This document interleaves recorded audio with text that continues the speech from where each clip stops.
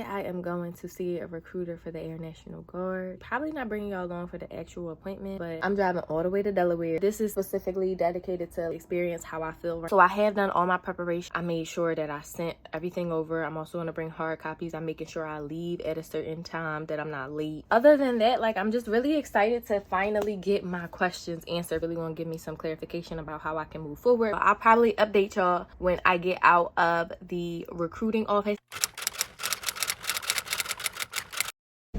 Hey y'all, so I know for a fact the last time that I spoke about the military, I went to see a recruiter in Delaware, and so I was supposed to fill y'all in on everything that happened, but I never did. And it's like almost 2 or 3 weeks later. Time with the recruiter went great. He's a man of color, which was really nice, no offense to anybody else. Or my uncle came with me, who in the Navy, and he wore vet. He was able to give me a lot of insight and just make sure that the recruiter was telling me the right things, not lying. He was on time. Basically, he was telling me that I knew a substantial amount already coming in. I had to come into the house, y'all, sorry. So yeah, he just gave me all the benefits, specifics about my situation, what rank I would come in if I had college credits. I was able to go in depth with that. And ultimately, after he told me the benefits that I already read on the website, which you can find for yourself, he got me scheduled for MEPS, which is the Military Interest Processing Station. It's basically just a 2-day test that you have to go through, and it's an overnight thing. So like the first day you stay at a hotel. And what my recruiter did was he gave me 3 specific timelines. He was like, do you want to go on the 2nd and 3rd, the 8th and the 9th, or the 15th and the 16th? And I told him. That was like 3 weeks ago. I waited a whole week, and then he hit me up and he's like, hi, I scheduled you for these dates. Are they good for you? And I said yes. And then he sent me a checklist, like, this is what you bring, this is what you don't bring. Today I am packing my stuff up to leave for MEPS.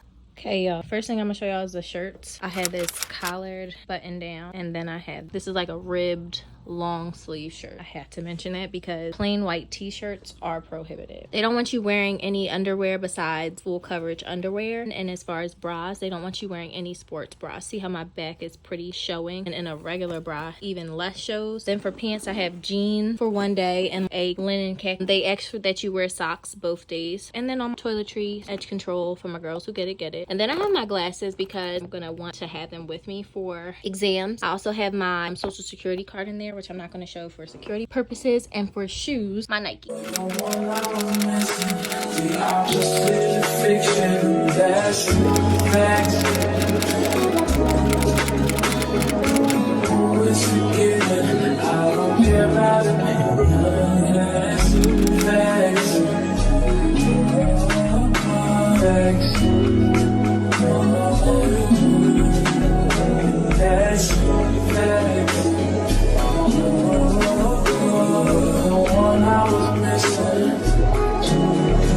Just the beginning, it don't get no better. As long as you hold down, I'll be up for whatever. And I love the way you look at me, 'cause I see forever. I'm ready before, but I want you now more than ever. You make me wanna put the phone down. When we're alone, I wanna zone out. Baby, with you, I ain't got no doubt. So hey y'all, it's been about 2 or 3 weeks since I've gone to MEPS. I know I filmed the hotel room, but I never gave a synopsis of what MEPS was like. So I had to drive from where I live in Philly all the way up to Delaware, which was like an hour. But I like to leave 2 hours in advance just to give myself time. I got there 5 minutes ahead of time. He told me to get there at 10. We left the recruiter's office at like 10:30. I had my ID and social security card. I had to show them both because, like, I guess people tend to try and go up there without having it. I don't really know. Then the guy was like, are you prepared? Have you studied? I was like, yes. He was like, what do you think you're gonna get? I was like, I'm shooting for like a 70. He was like, if you come back with a 70, we'll be so happy. After that, we left. We didn't stop. Took 2 hours, maybe an hour and a half. But me and my recruiter, we was wrapping it up the entire idea. I'm not gonna push it and say we could have gone another 2 hours, but time went by.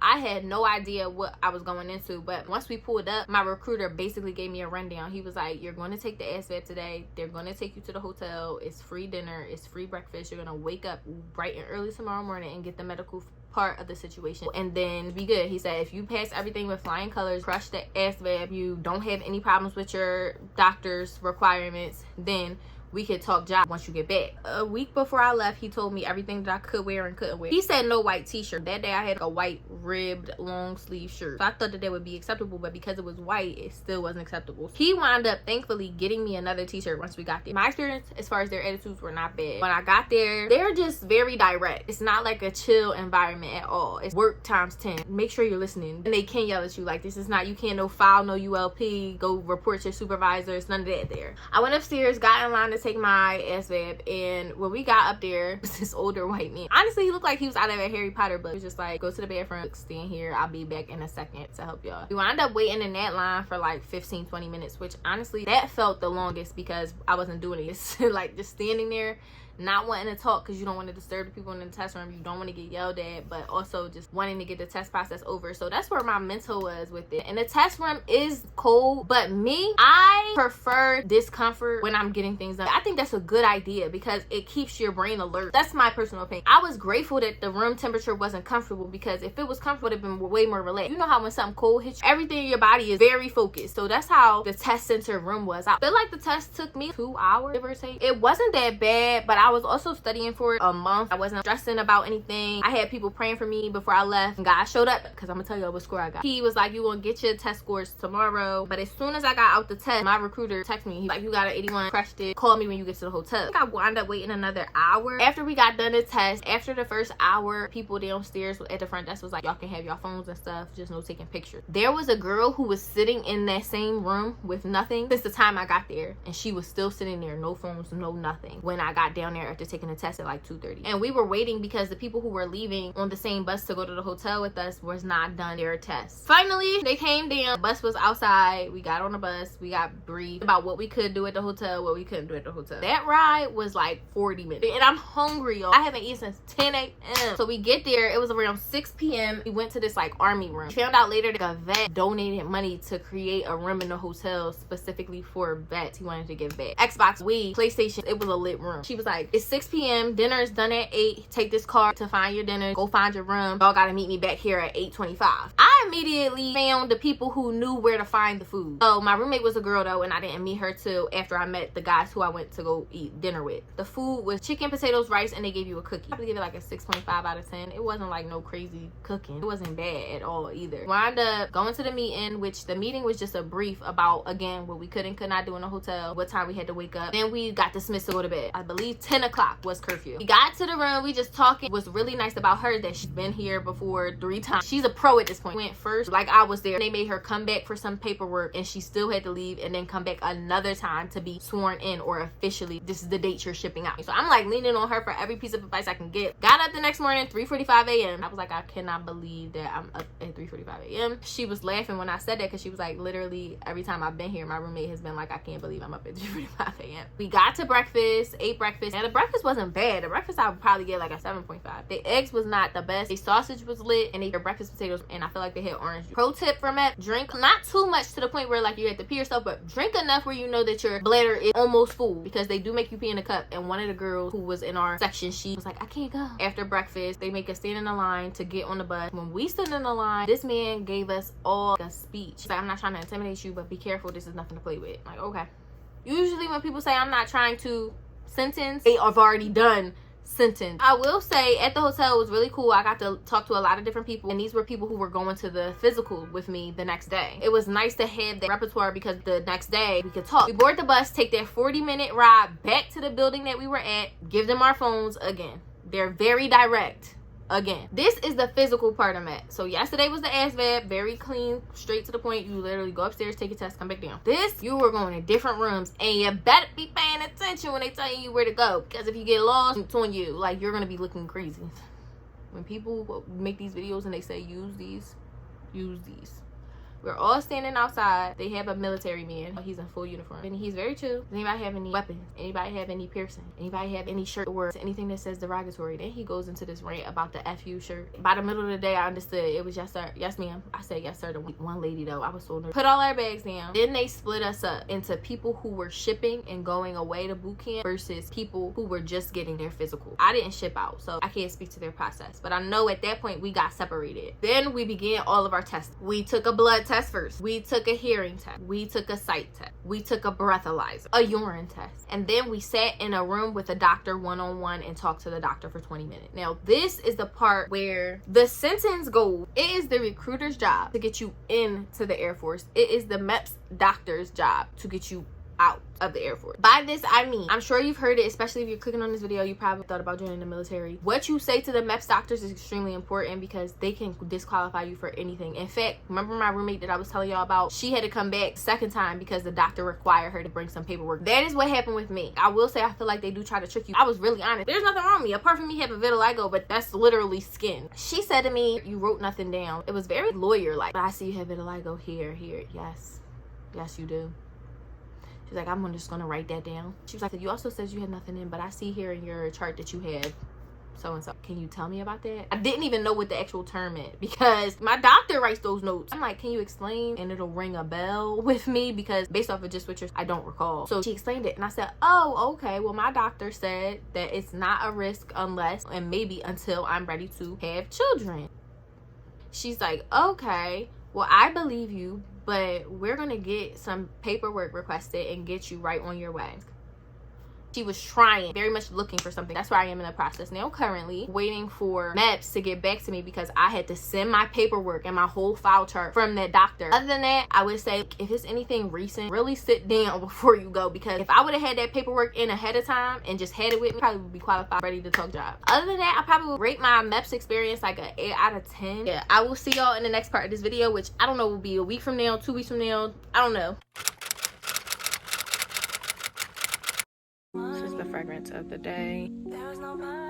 Really excited to get to go today. I just wanted to update you guys. He gave me the job list. I was able to look through it. It wasn't very much to look through, which, like I said, really bugged me out at first. But then I had to think and reason through it. Like, you told him that all these jobs were unacceptable for you. So it was a no-brainer for me choosing. I don't know if they're gonna allow me to record in there. Usually on military bases, you're not allowed to record anything. But I still wanted to come on and at least update the vlog because every time I do anything involving the Air Force from now on, I wanna update you guys. Early, y'all, because this is ghetto. Look at this. Stand still.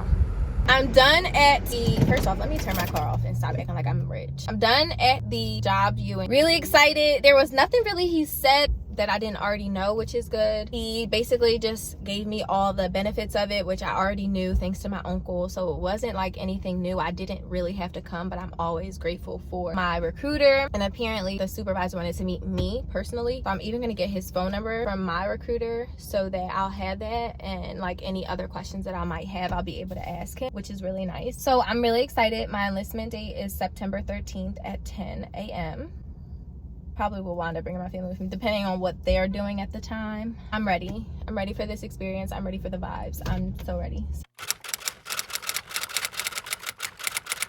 So it is enlistment day. So excited. Are in the car. We just went back up to get a sweater because I don't know what the weather is going to be like. I don't know if it's outside, inside, what it is. I know it's on the bait. I don't want to be cold. And I was told that my family would be able to look at the command post station that I will be working when I come do drills and stuff. That's pretty much it, y'all. I just wanted to check in with y'all. Let's get on the road. It's going to be a journey. It's going to be a journey. Hey y'all, so it is one day after the enlistment. I wanted to come on and talk to you guys about what the enlistment process entailed and what it looked like for me. We pulled up first, obviously, at 9:35, and then my family slowly started trickling between 9:45 and 10. We had this minivan, it's just like a little white generic minivan. I had driven in this minivan when I went to go do the tour of my job. He was real chill about it, very patient, very calm. He's like, asked us if we ready, telling us who's gonna be there. We was like, what, 6 or 7 deep? There was one other person that went with us. She got sworn in first. He make you raise your right hand and you repeat word for word after what the other person says, and that's it. It's like you basically swearing to protect the country. That's basically what you swear in. So after I swore in, we took pictures. I took pictures with my recruiter, took pictures with my family. Then I finished some paperwork. Then they gave my family a tour of the station. Now, like I said, the work that I'm doing, my family couldn't take their cell phones in, they couldn't take their smartwatches in, they couldn't do nothing. After the tour, we went where the planes and the jets come in and out as a family, and then we went home. Crazy, nothing serious. I mean, it was something serious, but like, wasn't nothing to be scared of. A very proud moment for me. That was really all. I'm actually about to go in the house, but I will definitely be checking back in with y'all probably during drill weekend. You know, so I haven't caught up with y'all, but I'm at my first drill weekend. I don't have my student flight uniform or anything like that, but I'm supposed to be getting it later on today. I'm gonna have to hurry up because I'm a little late. So hey guys, today is Saturday and I had my first drill this weekend. It was cool. Thursday I went and got my military ID. I just don't like filming on Bay just because it's a time and a place for everything, and the job that I have, you can't be having your phone and stuff anyway. I got up there like 6:30. Call time is like 7:30. Advised to get up there early to get a good parking spot so that I don't have to walk across base, which was a very good idea because base was really crowded.